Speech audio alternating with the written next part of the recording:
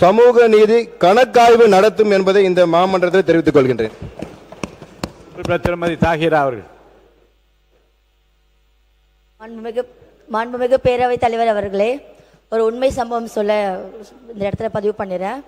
போன ஆண்டு ரமணா மாதத்தின் அன்று ஒரு நாள் தளபதி அவர்கள் இஃப்தார் நிகழ்ச்சியை நடத்தினாங்க. அன்னைக்கு இஸ்லாமியர் மார்க்கத்துக்கு மதிப்பும் மரியாதையும் கொடுத்து அன்னைக்கு ஒரு நாள் அவர் நோன்பு வச்சாரு.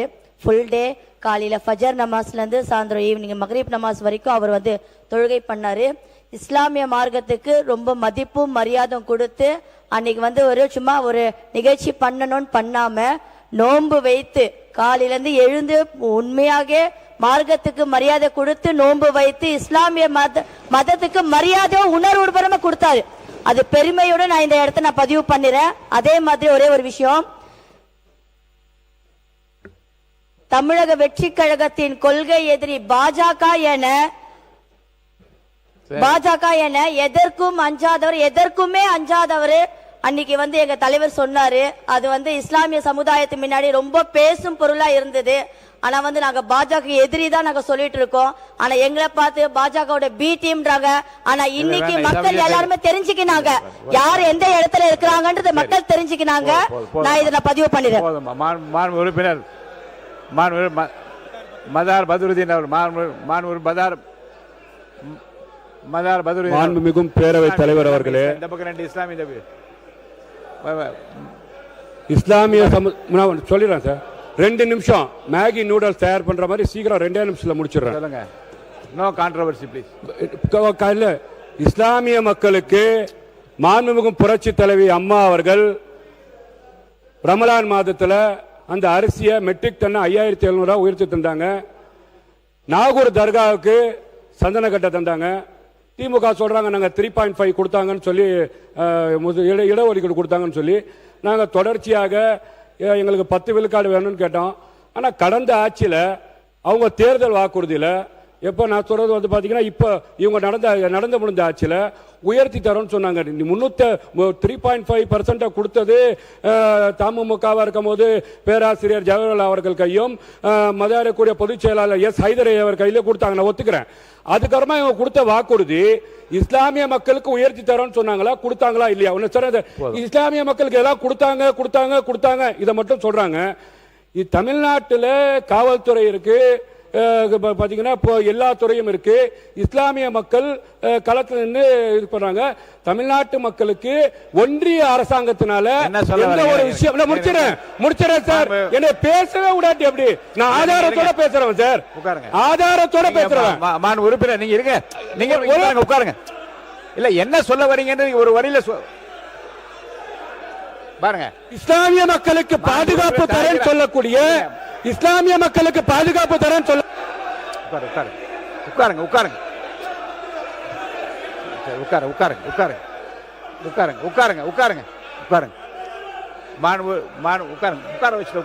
அவர் உட்கார்ந்துட்டாரு. உட்காருங்க, நீங்க உட்காருங்க. அவர் உட்கார்ந்துட்டாரு, உட்காருங்க. நீங்க உட்காருங்க. என்ன இல்ல நீங்க உட்காருங்க. இல்லைங்க உட்காருங்க. பாருங்க மாண்பு உறுப்பினர் தாகிர் இருங்க. அவையில் உள்ள இஸ்லாமிய உட்காருங்க.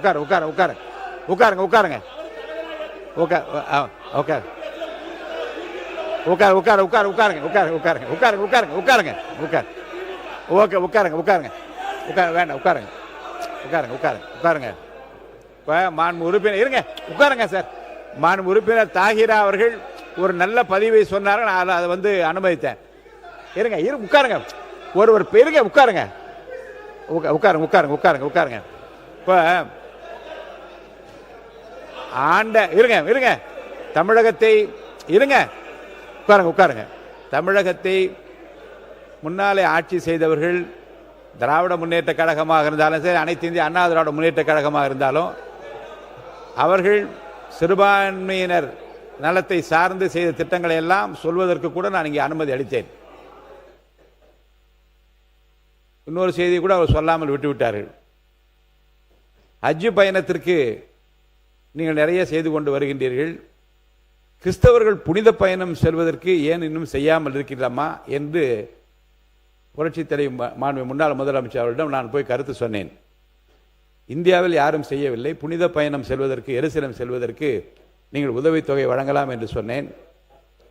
வீட்டிலேயே ஒரு கிறிஸ்துமஸ் விழா நடத்த சொன்னார்கள். மாண்புமிகு உறுப்பினர் மனோஜ் பாண்டா அவர்களுக்கு தெரியும். மாண்புமிகு ரவி பெர்னாட் எக்ஸ் எம்பி, இன்பதுரை போன்றவர்கள்லாம் இணைந்து நின்று ஒரு வீட்டிலேயே கிறிஸ்துமஸ் விழா நடத்தி அந்த ஆண்டு என்ன செய்தார்கள் என்றால் 500 பேருக்கு 20,000 ரூபாய் என்று எருசலேம் புனித பயணம் செல்வதற்கு அன்றைக்கு ஆட்சி பொறுப்பில் இருந்தவர்கள் உடனடியாக உத்தரவு கொடுத்தார்கள். நான் சொல்வதற்கு காரணம் என்னென்றால் அவ்வப்போது அரசனுடைய கவனத்திற்கு சிறுபான்மை மக்களது பிரச்சனைகளை கொண்டு செல்கிற போது முந்தைய ஆட்சியாளர் என்ன செய்தார் என்றெல்லாம் சொன்னார்கள்.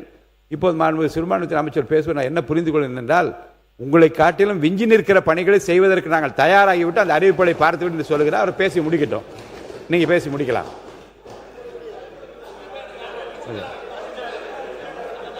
என்னது அதுதான் சொல்லிட்டீங்களே, நீங்க நிறைய சொல்வதற்கு அனுமதித்தனா இல்லை. பாருங்க, உங்கள் சார்பில் உங்கள் ஆட்சி சார்பில் செய்தெல்லாம் சொல்வதற்கு மாண்புமிகு அமைச்சர் முன்னாள் அமைச்சர் சொன்னதை அனுமதித்தேன், இந்த பக்கம் செய்த அனுமதித்தேன். இதை நீங்க இருங்க, நீங்கள் அனைவரும் செய்த திட்டங்களை எல்லாம் தாண்டி மிக சிறப்பான திட்டங்களை எல்லாம் செய்வதற்கு நாங்கள் தயாராகி கொண்டிருக்கிறோம், அதையெல்லாம் அறிவித்து விட்டேன் என்று மாண்பு அமைச்சர் சொல்லிவிட்டு அதோடு போதுமானது. நீங்க முடிச்சிட்டீங்க இல்லையா? ஒரு பதில் மட்டும் சொல்லி முடிச்சிருங்க. மாண்புமிகு பேரவைத் தலைவர் அவர்களே, ஏற்கனவே இருந்த எந்த ஆட்சியும் குறை சொல்லாமல் கண்ணியமான முறையில் கான்ட்ரவர்சி இல்லாம இதுவரை 20 அறிவிப்புகள் சிறுபான்மை சமுதாயம் முதல் தடவை தான் அதில் பதிவு பண்றேன். ஏன் அவங்க தானே எந்திரிச்சு அட்டெண்டன்ஸ் போடுறாங்கன்னு எனக்கு தெரியல.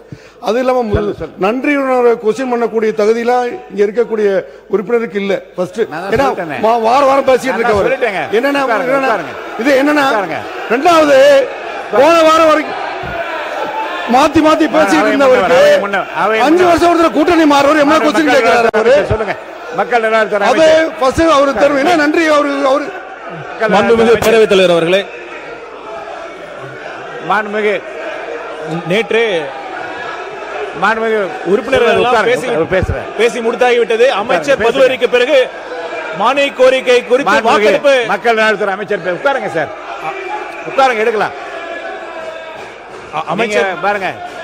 மாண்புமிகு பேரவைத் தலைவர் அவர்களே, நேற்று 10க்கும் மேற்பட்ட உறுப்பினர்கள் இது குறித்து பேசியாகிவிட்டது. அந்தந்த ஆட்சியில் அவர்கள் என்ன சிறுபான்மையினருக்காக என்னென்ன செய்தார்கள் என்று சொல்லியாகிவிட்டது. இன்று அமைச்சர் பதிலுரையும் வழங்கிவிட்டார். அதற்கு பிறகு நேரடியாக வாக்கெடுப்புக்கு செல்ல வேண்டும் என்று தாழ்மையுடன் மாண்புமிகு சமூக நீதித்துறை அமைச்சர் அவர்கள் பதிலுரை. போதும், உட்காருங்க. மாண்புமிகு சமூக நீதித்துறை அமைச்சர் பதிலுரை.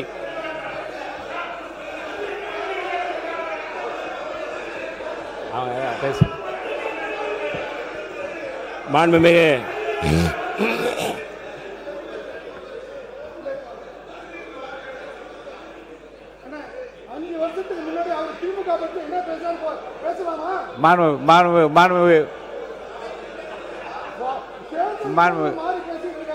பாருங்க, நான்